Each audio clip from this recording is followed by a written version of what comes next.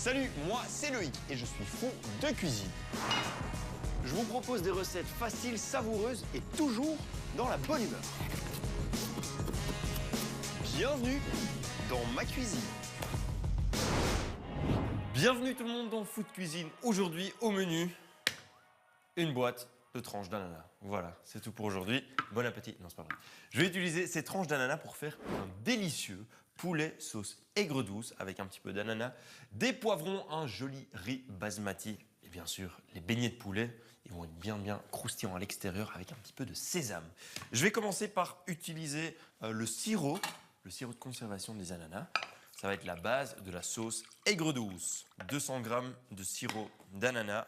Je porte à ébullition pendant que je m'occupe des autres ingrédients. Le ketchup qui se trouve ici, un petit peu de flocons de piment, du gingembre, un petit peu d'ail.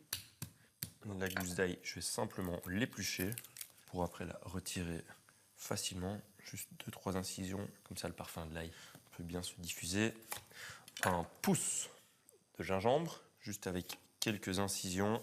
Je le garde en gros morceaux, comme ça c'est plus facile à retirer. Oh mince. Bon, ce seront 2 morceaux. Parfait, ça maintenant également. Et vu que c'est une sauce aigre douce, il faut ajouter aussi une substance acide. Ici, juste un petit peu de vinaigre blanc. Je commence avec quelques gouttes, une bonne cuillère à soupe de ketchup. Moi, je rajoute un tout petit peu de flocons de piment. Donc chez moi, ce sera une sauce aigre douce, légèrement piquante. Si vous voulez garder ça aigre doux, ne mettez pas de flocons de piment. Moi, j'aime bien ce côté un peu épicé. Je laisse réduire ça une bonne dizaine de minutes. Parfait, c'est bien relevé. Juste encore les parfums du gingembre et de l'ail qui vont être ajoutés. Et tout à l'heure, on va lier cette sauce pour avoir ce joli côté brillant qui va envelopper les légumes et le poulet. Étape suivante, les légumes. Je vais prendre un poivron jaune, un peu de carottes, des jeunes oignons, un oignon. Voilà. Je commence par éplucher les carottes. Même chose pour le poivron. Moi, j'aime bien retirer le cœur en faisant une pression avec mes 2 pouces.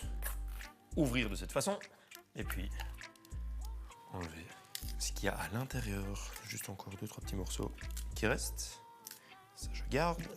Et puis, je me débarrasse des membranes blanches. Parce que ça n'a pas beaucoup de goût. Éplucher un oignon blanc.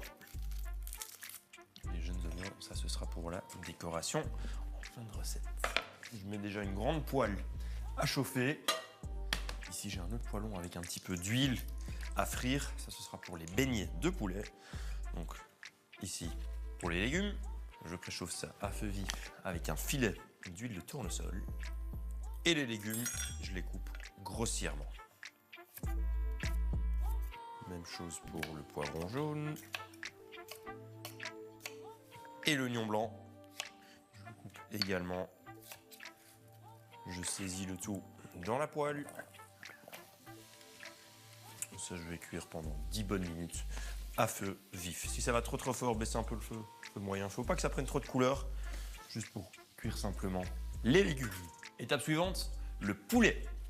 Pour tout ce qui est découpe de viande crue, il faut prendre une autre planche, une planche différente de la planche à légumes. Il faut éviter la contamination de cette planche-là, donc une planche spécialement dédiée à la viande. J'ai ici un demi-kilo de cuisses de poulet désossées que je vais couper en beignets. Plus ou moins la même taille que les légumes.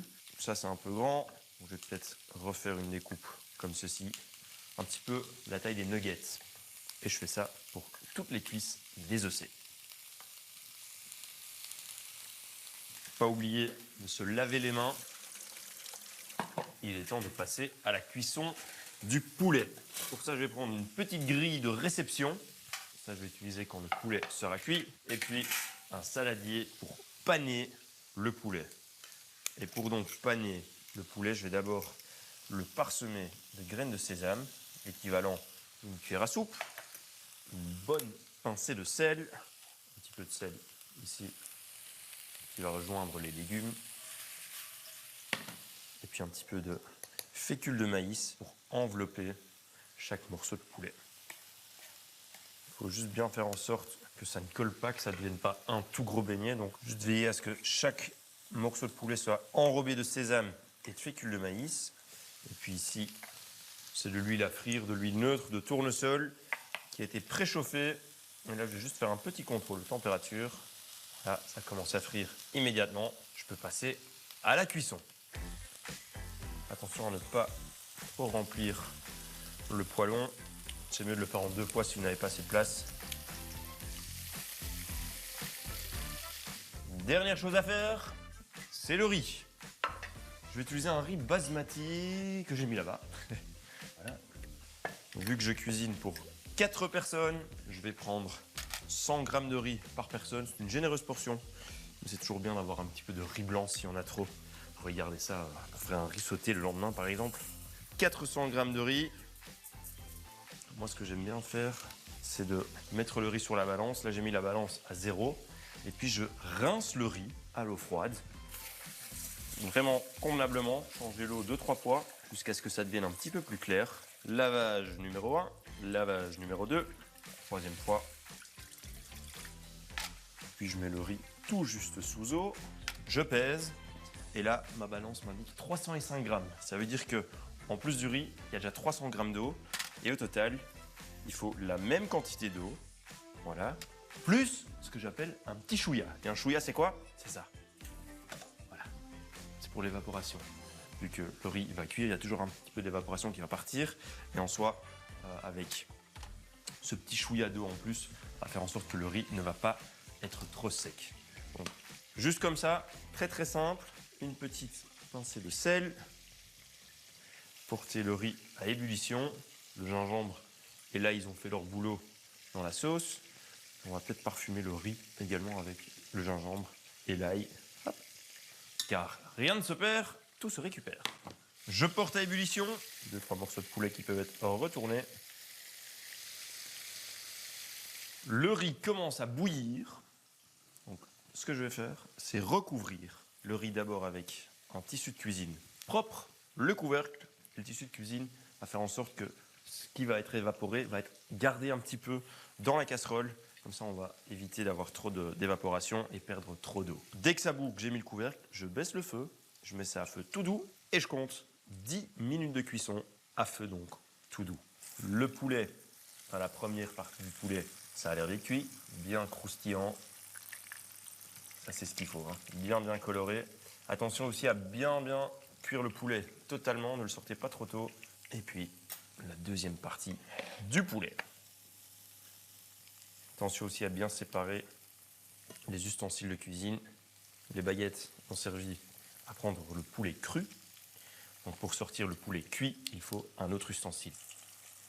Les légumes ici, ils sont cuits, ils ont pris un petit peu de couleur, mais pas trop. Maintenant, il est temps de rajouter l'ananas.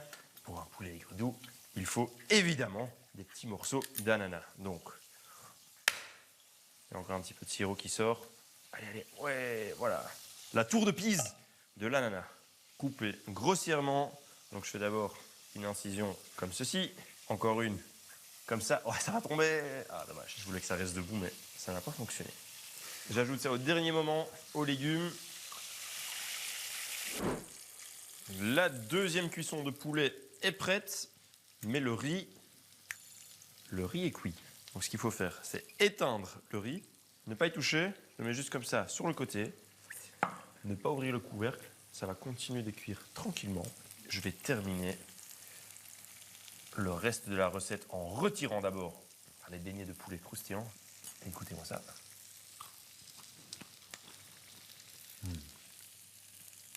Et avant de rajouter le poulet aux légumes, je vais peut-être d'abord mettre les ananas. Parfait.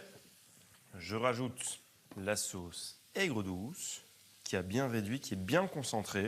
C'est juste une nappée de sauce, mais il faut ce bel enveloppement.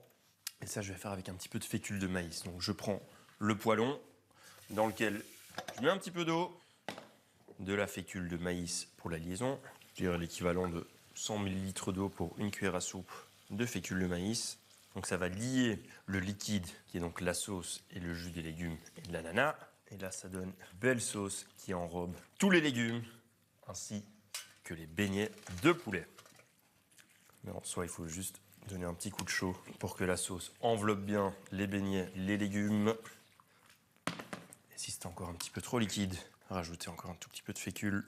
Yeps. Là, il faut un petit peu jouer avec la sauce. Il faut que ce soit bien enrobé pour bien pouvoir napper le riz. Petit contrôle des assaisonnements, surtout pour la sauce. Un petit manque de sel. Je vais résoudre ce problème en ajoutant un petit peu de sauce soja. Des morceaux de poulet bien enrobés de sauce, bien brillants, les légumes, l'ananas et cette belle sauce aigre douce. Ce qui est délicieux, c'est que cette petite croûte autour du poulet, qui est encore légèrement croustillante, absorbe la sauce. Ça donne beaucoup de goût. Pour la finition, un petit peu de rondelles de jeunes oignons. Hop. Je prends le riz qui a reposé quelques minutes. Hop. Voilà, comme ça c'est mieux. Le riz est bien isolé. Il n'est pas collant et il n'y a plus d'eau dans la casserole. Une belle portion de riz par personne. Beaucoup de légumes, de l'ananas, les beignets de poulet. Un petit peu de jeunes oignons au milieu. Encore un petit peu de citron vert. Pour ceux qui veulent, voilà. Le riz basmati avec son poulet sauce aigre douce, avec plein de légumes légèrement piquants. Et pour ceux qui veulent donc du citron vert. Allez, passez une bonne soirée, ou une bonne journée, ou une bonne nuit, ou une bonne matinée. Et moi je vous dis bon appétit et à très bientôt dans Food Cuisine.